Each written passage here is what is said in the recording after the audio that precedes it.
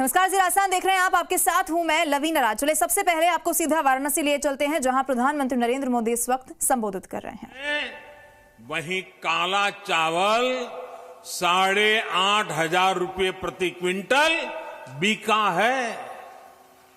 मुझे बताया गया है कि इस कामयाबी को देखते हुए इस बार के सीजन में लगभग 1,000 किसान परिवार काले चावल की खेती कर रहे हैं। भाई और बहनों, किसान को आधुनिक सुविधाएं देना, छोटे किसानों को संगठित करके उनको बड़ी ताकत बनाना, किसानों की आय बढ़ाने के प्रयास निरंतर जारी है। बीते सालों में फसल बीमा हो या सिंचाई, बीज हो या बाजार, हर स्तर पर काम किया गया है। प्रधानमंत्री फसल बीमा योजना से देश के लगभग 4 करोड़ किसान परिवारों की मदद हुई है। प्रधानमंत्री कृषि सिंचाई योजना से लगभग 87 लाख हेक्टेयर जमीन माइक्रो इरिगेशन के दायरे में आ चुकी है। लगभग 77,000 करोड़ रुपए के इरिगेशन प्रोजेक्ट पर तेजी से काम चल रहा है। लेकिन साथियों, सफल प्रकल्प ही काफी नहीं होते। इसके साथ साथ किसानों को उस बड़े और व्यापक मार्केट का लाभ भी मिलना चाहिए जो हमारा देश, दुनिया के बड़े बाजार हमारे किसानों को उपलब्ध कराते हैं। इसलिए विकल्प के माध्यम से किसानों को सशक्त करने का रास्ता अपनाया गया है। किसान हित में किए गए कृषि सुधार ऐसे ही विकल्प किसान को देते हैं। अगर किसान को कोई ऐसा खरीदार मिल जाए जो सीधा खेत से उपज उठाए, जो ट्रांसपोर्ट से लेकर लॉजिस्टिक के हर प्रबंध करे और बेहतर कीमत दे, तो क्या किसान को अपनी उपज उसे बेचने की आजादी मिलनी चाहिए कि नहीं मिलनी चाहिए? भारत के कृषि उत्पाद पूरी दुनिया में मशहूर है। क्या किसान की इस बड़े मार्केट और ज्यादा दाम तक किसान की पहुंच होनी चाहिए कि नहीं होनी चाहिए? अगर कोई पुराने सिस्टम से ही लेन देन को ठीक समझता है तो उस पर भी इस कानून में कहां कोई रोक लगाई है भाई? साथियों, नए कृषि सुधारों से किसानों को नए विकल्प और नए कानूनी संरक्षण ही तो दिए गए हैं। पहले तो मंडी के बाहर हुए लेन देन ही गैर कानूनी माने जाते थे। ऐसे में छोटे किसानों के साथ अक्सर धोखा होता था, विवाद होते थे, क्योंकि छोटा किसान तो मंडी पहुंच ही नहीं पाता था। अब ऐसा नहीं है। अब छोटे से छोटा किसान भी मंडी से बाहर हुए हर सौदे को लेकर कानूनी कार्यवाही कर सकता है। यानी किसान को अब नए विकल्प भी मिले हैं और छल से, धोखे से उसे बचाने के लिए कानूनी संरक्षण भी मिला है। किसानों को प्रकल्प के साथ ही नए विकल्प देने से ही हमारे कृषि क्षेत्र का कायाकल्प हो सकता है। सरकार की तरफ से प्रकल्प, किसान के लिए विकल्प, और दोनों साथ साथ चले तभी देश का कायाकल्प होता है। साथियों, सरकारें नीतियां बनाती हैं, कानून कायदे बनाते हैं। नीतियां और कानूनों को समर्थन भी मिलता है तो कुछ सवाल भी स्वाभाविक ही है। ये लोकतंत्र का हिस्सा है और भारत में ये जीवंत परंपरा रही है। लेकिन पिछले कुछ समय से एक अलग ही ट्रेंड देश में देखने को मिल रहा है। काशी के आप सभी जागरूक साथियों ने भी ये जरूर अनुभव किया होगा। पहले होता यह था कि सरकार का कोई फैसला अगर किसी को पसंद नहीं आता था तो उसका विरोध होता था। लेकिन बीते कुछ समय से हम एक नया ट्रेंड देख रहे हैं।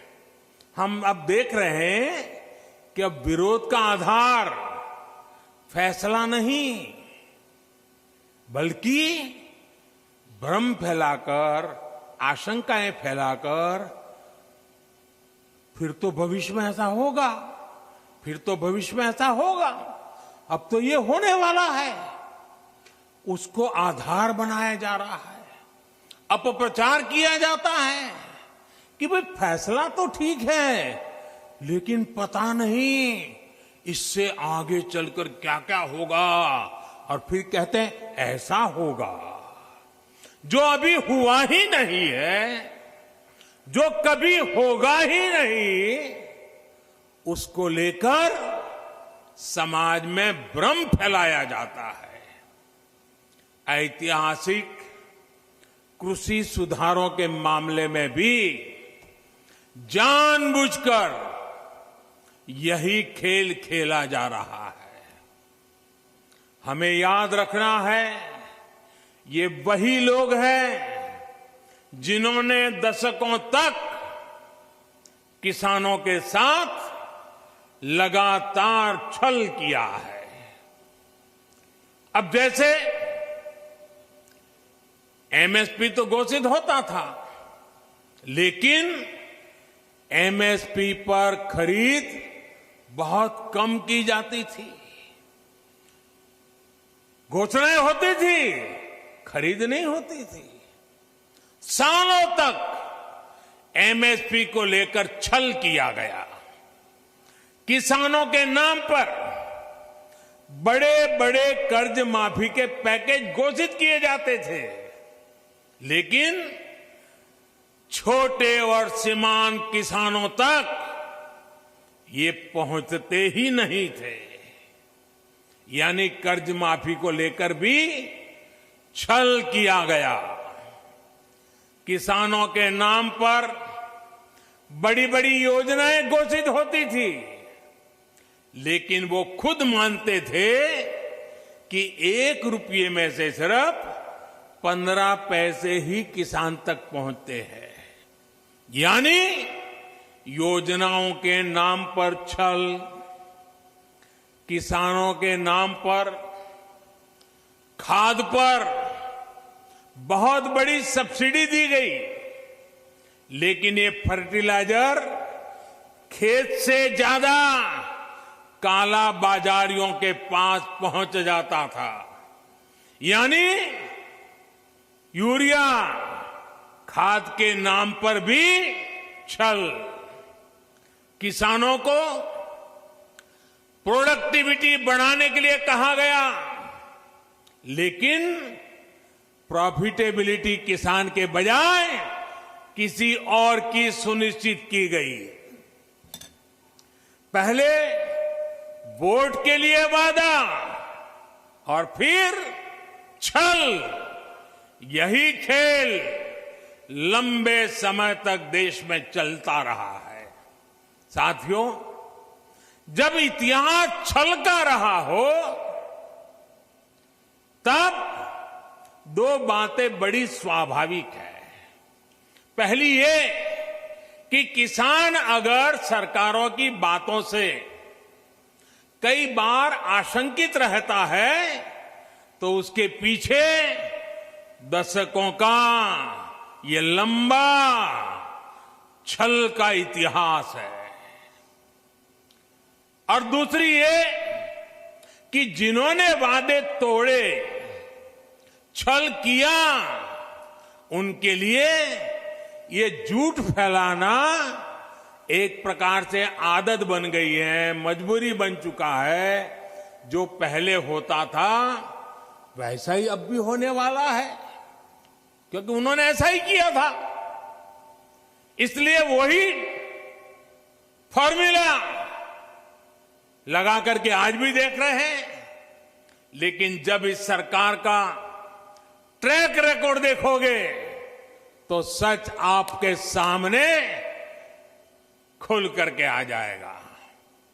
हमने कहा था कि हम यूरिया की कालाबाजारी रोकेंगे और किसानों को पर्याप्त यूरिया देंगे।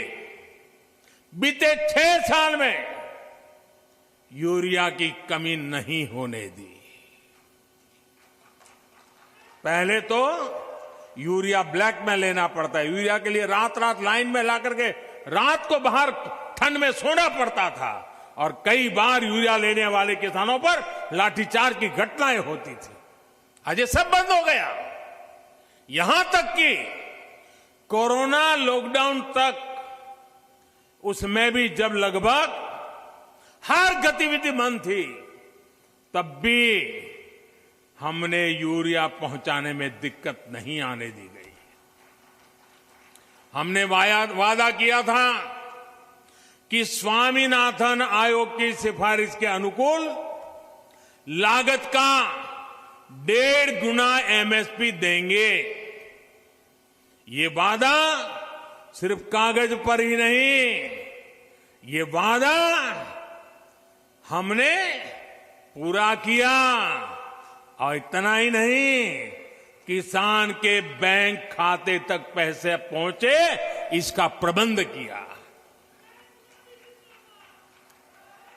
साथियों, सिर्फ दाल की ही बात करें, पल्सेस की बात करें, 2014 से पहले के 5 सालों में, हमारे जो पहले वाली सरकार थी उसके 5 सालों में लगभग 650 करोड़ रुपए की ही दाल किसान से खरीदी गई थी। कितनी? 650 करोड़। कितना भैया?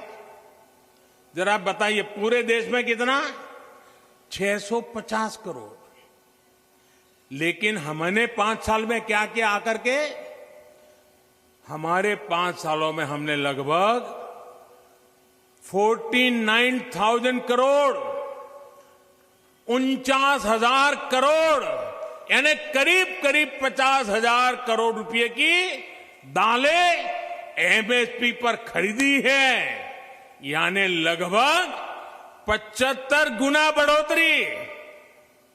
कहां 650 करोड़ और कहां करीब करीब 50,000 करोड़।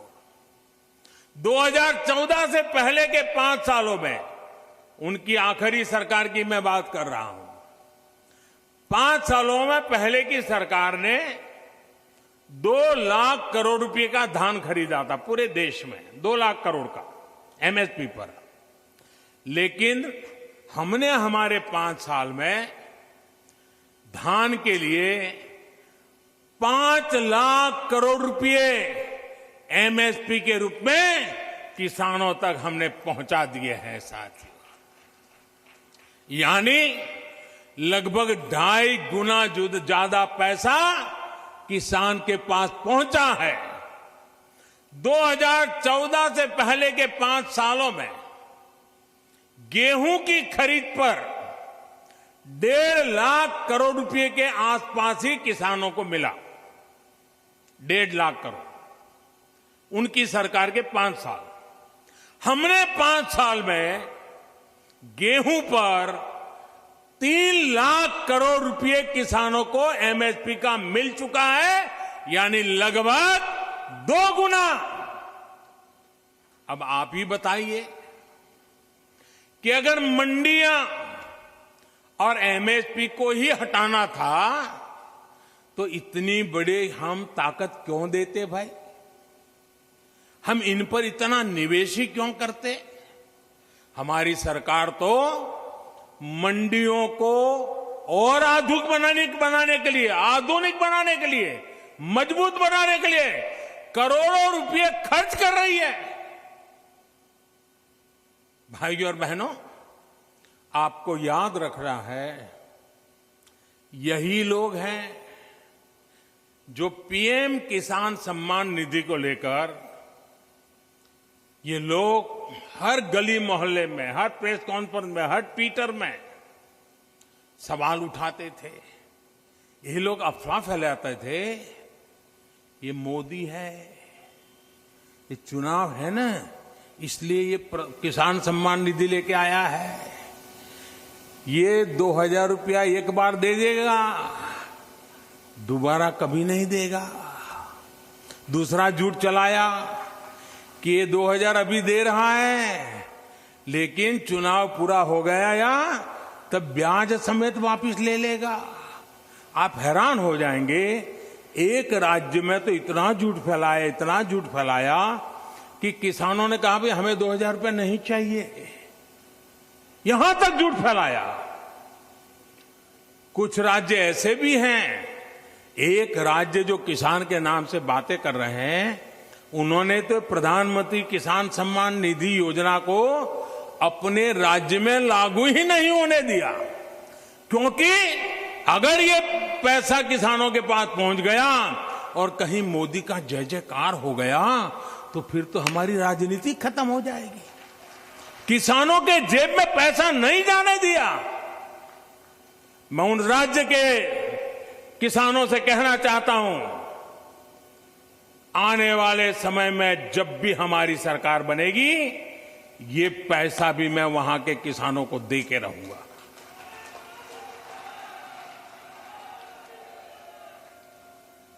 साथियों, देश के 10 करोड़ से ज्यादा किसान परिवारों के बैंक खाते में सीधी मदद दी जा रही है और ये प्रधानमंत्री किसान सम्मान निधि के द्वारा लगातार चल रहा है। साल में 3 बार देते हैं और अब तक 1 लाख करोड़ रुपया सीधा किसानों के बैंक खाते में पहुंच चुका है। साथियों, हमने वादा किया था कि किसानों के लिए पेंशन योजना बनाएंगे।